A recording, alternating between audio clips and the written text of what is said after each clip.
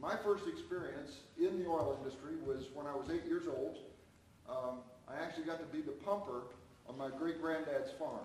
So, you know, I've got way over a week in this silly business of ours. I've never been able to understand why people go to amusement parks. It just doesn't make any sense to me, because here we are in the oil industry. We are in our own amusement park, and it's you know, it's a roller coaster ride every day. So basically, I'm going to push you through this same roller coaster ride over the next several hours. We're going to spend some time with some theory. We're going to look at a program and kind of get acquainted with how it works. I see lots of you have laptops, so we'll be installing the program so you can run the program, because this basically is focused around the use of a way to look at production data. I have found that our eyes, our brain, function really well if we have the ability to see things graphically. And so that's really where I've headed. That's where I spend a lot of my time, is trying to find ways to see, if you'll accept the analogy, to use a pair of binoculars that are based on using a computer program. And one of the things that I'm going to start you off with real quickly, the theory we're going to look at is multidimensional. And I bet you 98% of you in here have played probably dozens of different computer games. You know, I'm an addict of Command and Conquer.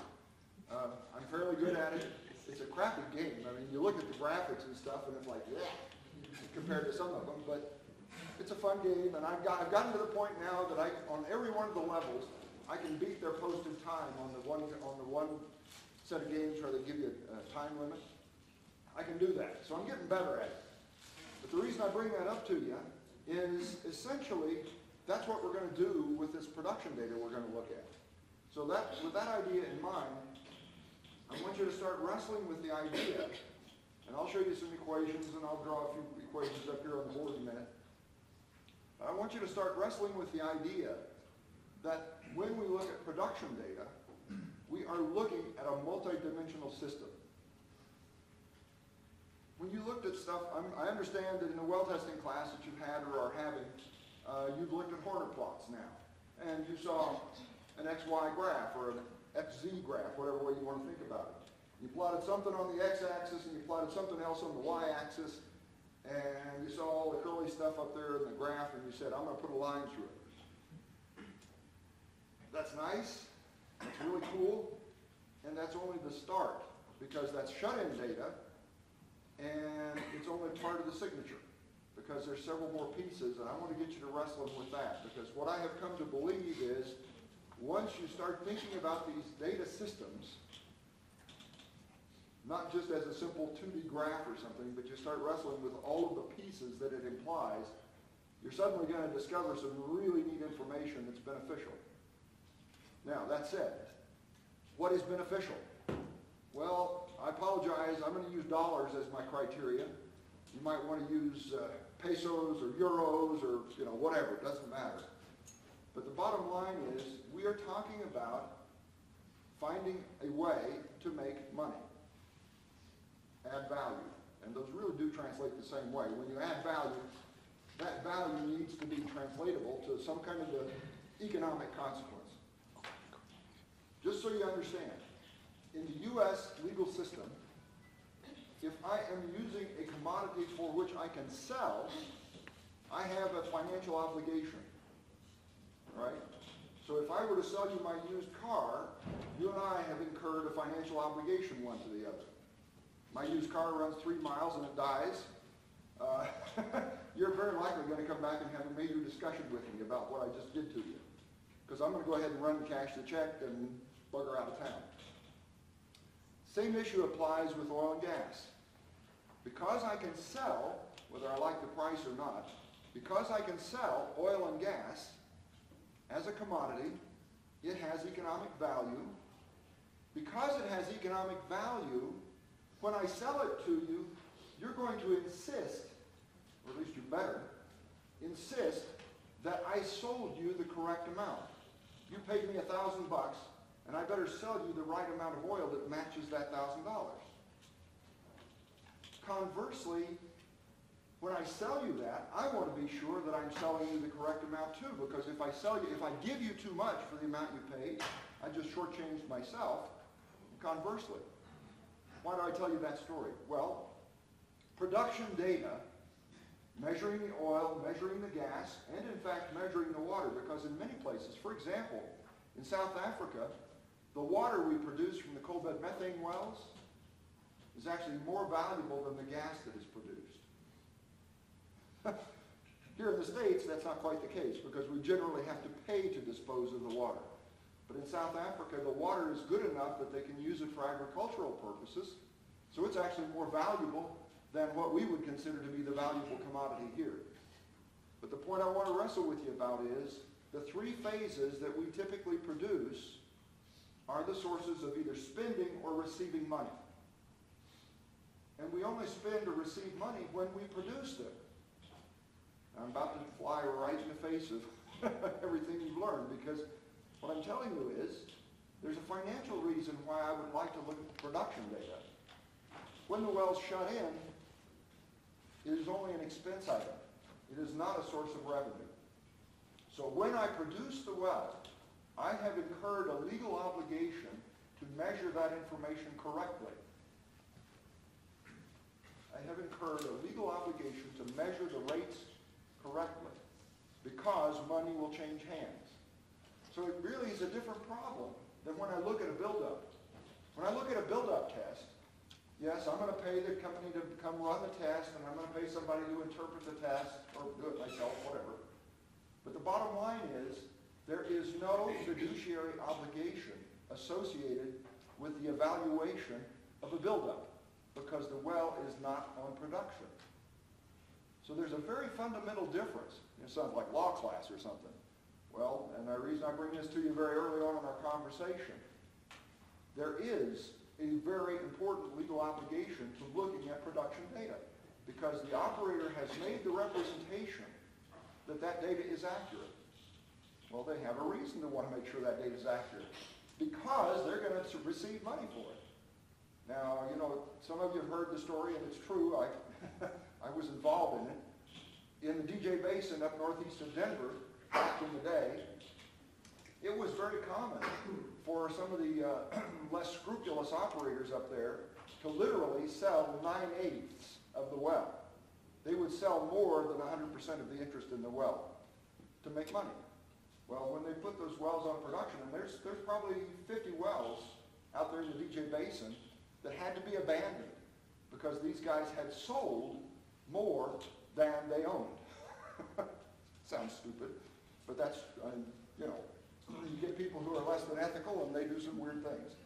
Anyway, with that idea in mind, this production data we're going to look at carries with it a legal obligation to be accurate. Because you're doing business with data like that, you incur a liability or a responsibility, maybe that's a nicer word to use. You incur a responsibility to prove that what you are doing is correct. Now this is engineering, and ain't no such thing as correct.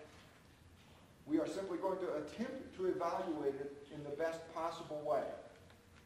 So one of the very first things I want to do is I want to spend, and you've got on the packet of paper that you received, that first little section that's in there is a discussion about the Securities Exchange Commission, the United States Securities Exchange Commission.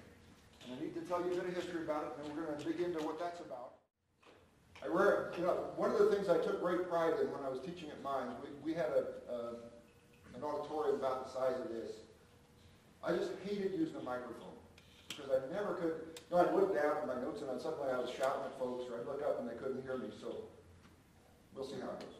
Anyway, the reason I started our preamble, our discussion about this issue from the point of view of money is, in the bottom line, when you get really right down to it, the reason you're here, your tuition notwithstanding, the reason, yeah, well, that's another matter.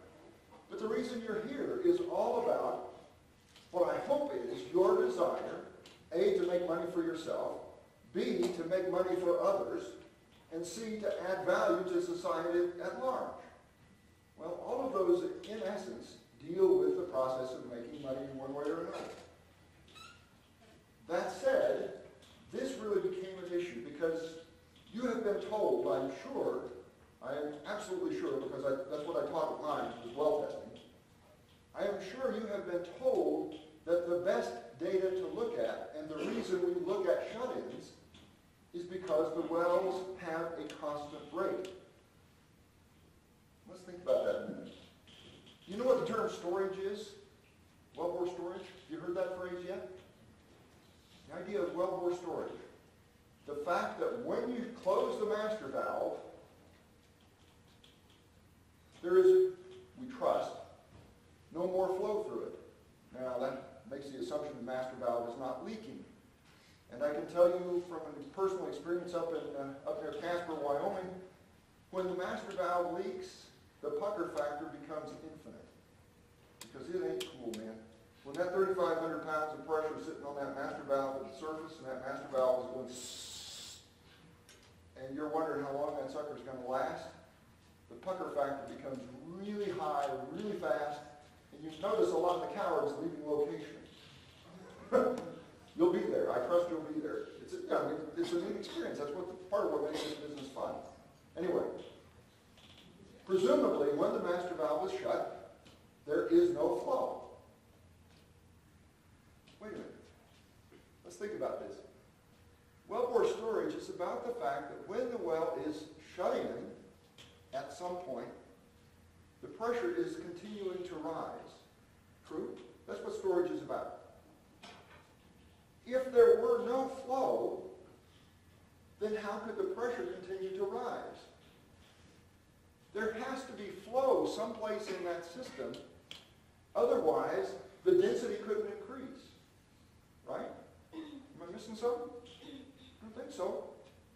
The simple fact is, because the pressure rises, the density of the fluid rises. Because the density of the fluid rises, mass had to come from someplace. Excuse me, folks sitting on the front row at the other school wouldn't sit on the front row, actually, because some people tend to project. I'm sorry. These guys are learning up here why nobody likes to sit on my front row. Anyway, mass had to come from someplace. That, by its own statement, is an implicit admission that flow continues to occur. Therefore, this system is not a constant rate. Okay? In fact, there is no such thing. Once the system first produces the rest of its life, there is no such thing as a constant rate environment. So, we're stuck with the fact that we've got to try to understand a system which, to some extent, is producing. All right? And that's really where this whole story comes in. What happened was that there was so much belief in our industry that shut-ins occurred, because classic well testing is based on that idea. There was a huge amount of pushback, I'll say 20 years ago, that this analysis approach couldn't work. Didn't work at all. No, junk, nonsense. Well, that was bad news, obviously, because everybody was saying, well, production analysis using pressure transient tools just doesn't fly. Okay, so that's item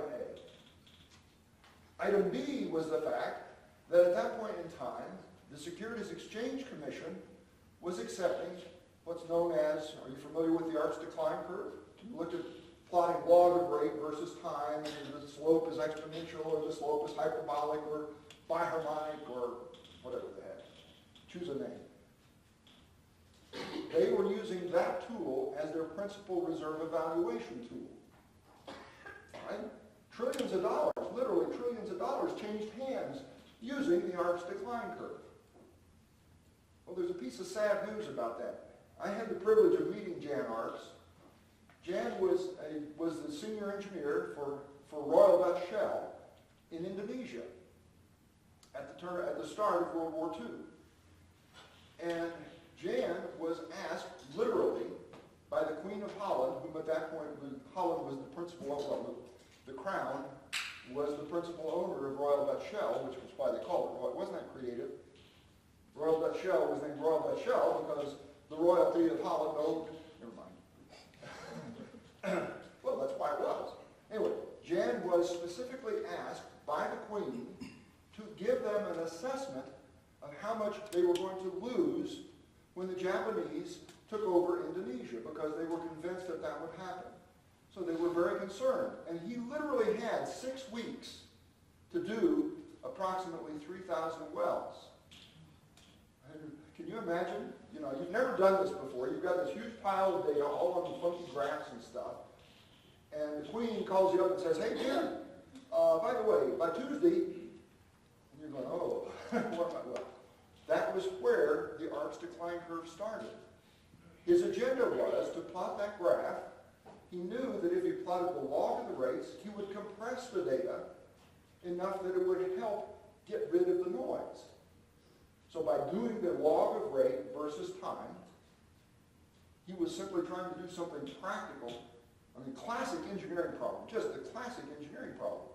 Because he had a huge number of wells, a very short time frame, and lots of money on the table. His task was to report back to her in 6 weeks, here's how much money we're going to lose when these properties are taken over. That became the arc's decline curve. And it started life as a log rate versus time, and then we've obviously embellished it. So that's item B. So item A, no rate. Item B, the arc's decline curve. Item C. Back in the day, we were looking at what was referred to as tight gas. And then we realized that that was a great idea, and there was huge amounts of gas that was in low permeability reservoirs. That was okay. That was pretty good. But then we realized that these shales actually were major contributors to the volumes of hydrocarbons. And so we started looking at the shale plays. The classic one is the Marcellus. Some of you are painfully familiar with the experiences in Poland and Europe with the shale properties there. So we started looking at those issues, and we gave them the name resource plays. Well, the resource plays, dang it, they just didn't fit our traditional math. And so what happened was, people, and you know some of the companies' names, I'm sure, and we won't mention them for all kinds of obvious reasons. Some of the companies were,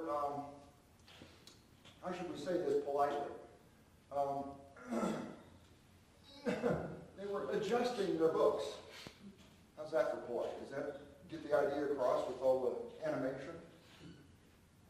They were obviously reporting oil and gas reserves far in excess of anything that could conceivably be there. Everybody knew that. I suspect they knew it. Well, the Securities Exchange Commission, who has the responsibility for evaluating that and having at least some degree of accuracy in that information, became very concerned. They did not believe these companies' predictions about the volumes of oil and gas in these resource plays.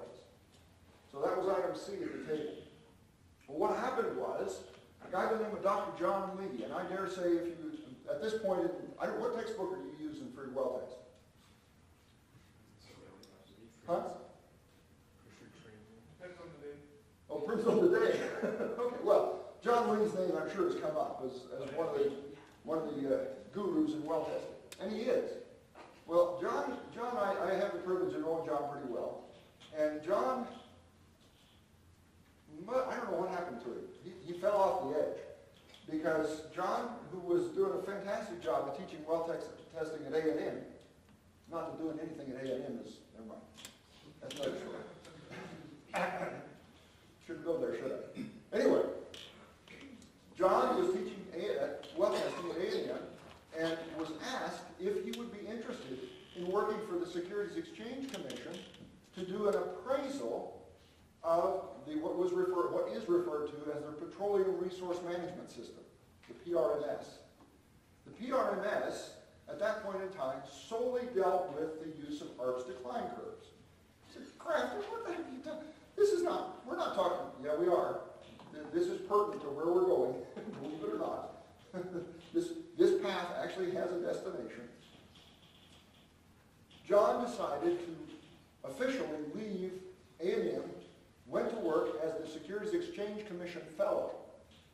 And his job was, the goal of this exercise, the Securities Exchange Commission decided that they wanted to try to do reserve evaluation, reserves reporting, in a quantitative way. They wanted to know what the permeability of the system might be.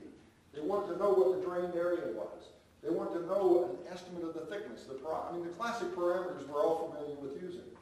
So, that led to this bit of a discussion about what we would do, what tools we could use to evaluate that. And that really was the driver behind where John went with the Petroleum Resource Management System and the Securities Exchange Commission. So he went to work for them, and about 8 years ago, they took literally every program that anybody had ever written to do evaluations and proceeded to do a very rigorous study of what tools got good answers. Well, that's what led to this. Because here was this item A, only shut-ins are evaluatable. We can't use pressure transient theory to do anything but evaluate shut-ins. Then we have this issue of the arch decline curve.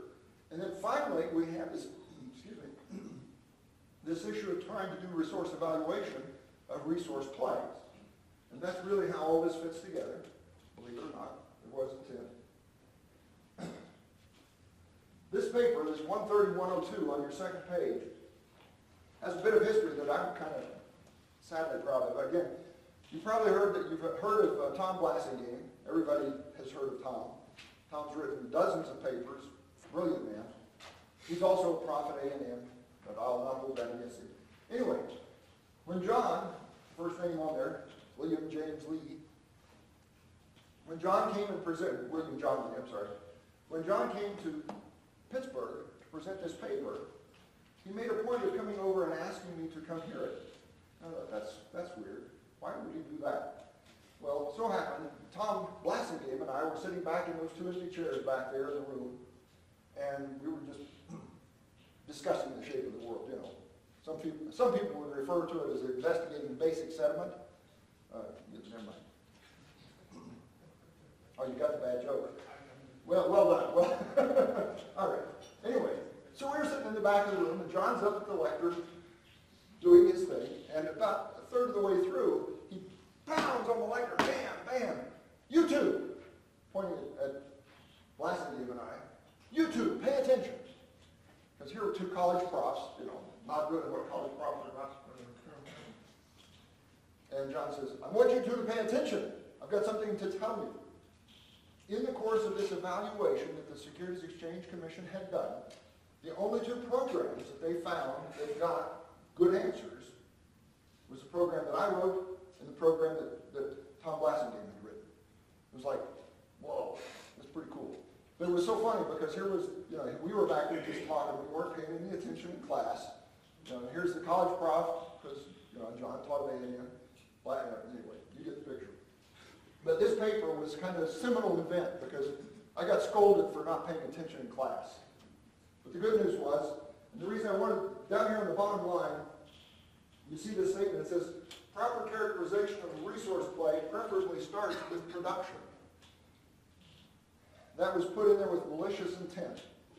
And the reason I bring this to your attention is just exactly this idea that we talked about. These three pieces of the puzzle that we wrestled with.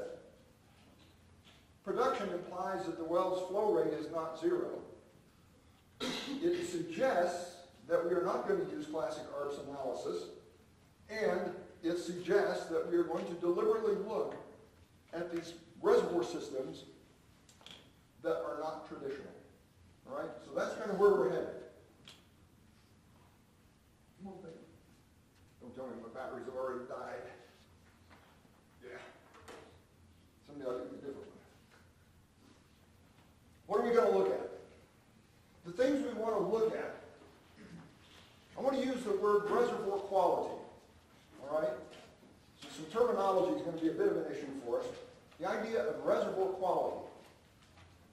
I've heard you talk about reservoir conductivity. I've heard you talk about reservoir permeability. I've heard you talk about what is transmissibility? Remember that phrase? Reservoir transmissibility. Transmissibility is what we refer to as permeability, Darcy's proportionality constant, except it's not a constant. All right? There is nothing, and this is one of the ideas, another one of the ideas I want you to have as a takeaway. There is no such thing in our reservoir systems as a constant. One of the things we want to be looking for is how they change in time, because they do. There is no such thing as a constant fixed permeability There's no such thing as a constant, fixed, effective wellbore diameter. Those ideas just don't happen, okay? So I'm going to, not only am I going to throw Superman's cape out, I'm going to throw Superman out. Because what I've come to believe and observe, and I'll show you how I observe it, those ideas are not correct. These systems are extremely dynamic. The properties change all the time, all right? So the first piece is this idea of reservoir quality. Back to the pop quiz. What is transmissibility? What is, oh, that's a theoretical term. Yeah, I know. It's stuff that piled higher and deepers are supposed to talk about. You know, BS, MS, more of the same, and piled higher and deeper. I got one. Piled higher and deeper, just so you know, I mean, everybody says, oh, he's Dr. Grafton. Yeah, well, so what? If I was so damn smart, why wasn't I smart enough to go get a job and make some money? Don't go there. PhD is a degree of persistence, not a degree of intelligence. Just so you know. And you know, as you painfully well know, I'm sure, you will by the time you're 5 or 6 years into your career. Most piled higher and deepers are so proud of themselves, it's like, could you just go sit down? And of course they don't. Transmissibility. I'm not going to give up on it. What is transmissibility? Transmissibility is perm times thickness divided by viscosity. Ugh. Suppose perm. Well, permeability is that proportionality constant between the pressure drop and the flow rate. That's what Darcy studied. Well, see, remember what Darcy did? Darcy, in 1856, his agenda was to investigate the filtration, the water filtration system of the city of Dijon, France. And he did all of his examinations and experiments. Get a load of this. Some of you may have looked at it. He did all of his work in the hospital. What? Yep. The city of Dijon set him up with a lab in the hospital in Dijon, France. I don't know why. That's another story, I suppose. Anyway, so reservoir quality. We want to engage that in the context of the conductivity, which is KH, or the transmissibility, which is KH over mu. If I have a multi-phase flow system, I've got some oil and some gas and some water, all three moving in that system, they are all energy consumers. Right? You okay with that? Because they are all energy consumers, what is the apparent viscosity of that three-phase system? Well, I don't know. It's 0.5 centipoise for the oil, and it's 0.8 centipoise for the water, and it's 0.02 centipoise for the gas. Yeah? But if I'm going to try to understand the behavior of this multi-phase flow system, which is my task, because I got to tell you, just because the pumper didn't record the rates, just because he didn't, or she, just because the rates were not recorded, does not mean that all three phases were not moving. Let me say it without all the negatives. Just because I didn't record the data, it is still very likely that all three phases are moving. All right? There's no such thing. There is no such thing as a single-phase flow system. That doesn't happen. Now, it happens in here. How many single phases? My son just gave me that look. What does that tell you? Why is that important? We're going to be looking at real production data here in just a minute. And so the groundwork that I've got to wrestle with you about is the understanding that when I look at real systems, and I don't give up, I mean, I do a lot of numerical simulation work, so I work with the hypothetical systems. But the real issue here is real reservoir systems are not single-phase flow systems. That doesn't happen. It just doesn't happen. For example, what is the humidity of natural gas in the reservoir? What? Yeah, seriously. I mean, the humidity in this room probably is 40, 50%, right? Okay. Now let's go back. What is the humidity of natural gas when it exists in the reservoir? And answer too quick. Let's stop and think about it a minute. When the Carogens that were laying down 60, 100 million years ago, when they were laying down and they were put under pressure and relatively high temperature, 140, 150, 200, 300 degrees out. I apologize for doing business in English units. Those Carogens started to cook. Literally, they started to cook. And as they began to cook, some natural gas kind of started to boil off, and probably some heavier ions, C12, C15, C30, C90s. And when that started to happen, there was this other phase that came off too. We know it as H2O. When that happened, I just right then identified a multi-phase flow system, didn't I? Now, that means that that natural gas has, for millions of years, been in contact, intimate contact, with water. Therefore, what is the humidity of natural gas in the reservoir? If it's in equilibrium with the water that's around it, what must its humidity be? It's 100%. It is saturated. Uh-oh. I just created myself a real task. Because the minute I change the pressure in that system, go Google water vapor curves. And you discover that the minute you change the temperature or the pressure, and obviously both of them, the amount of water content that gas can hold changes. Sometimes, as its temperatures and pressures change, it will take on liquid phase.